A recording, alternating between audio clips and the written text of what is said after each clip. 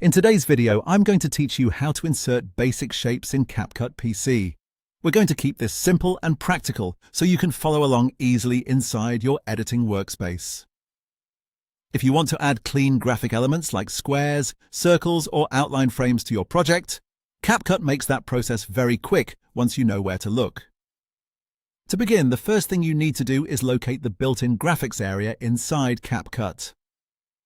Move your mouse to the primary menu toolbar near the top left section of the interface. From there, click on the tab labeled Stickers. This opens CapCut's integrated overlay library, which is where these basic visual elements are stored. If you've never used this panel before, think of it as a resource library containing ready-to-use design assets that you can place directly into your edit. Once the Stickers panel is open, look over to the left side of that menu. You'll see a vertical list of subcategories. Scroll through that list until you find the section labeled Shapes, then click on it once. As soon as you do that, the main panel will update and display a grid of geometric options. You should now see a selection of simple shape presets, including solid forms like squares and circles, along with hollow outline-style frames. Take a moment here to choose the one that best fits your project, then click directly on the shape you want to use. After selecting your shape, the next step is to place it into your timeline. Click and hold the shape's thumbnail card, then drag it downward into the timeline area. Drop it onto an empty track positioned above your main video clip.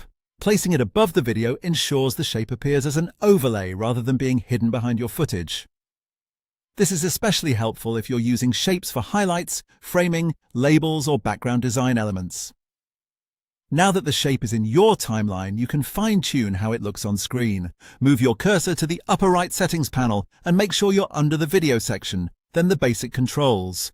Here you can use the scale slider to make the shape larger or smaller so it fits your composition more naturally. If the placement isn't quite right, adjust the position X and position Y values to move the shape into the exact spot you want. These controls are useful when you need more precise alignment than dragging by hand.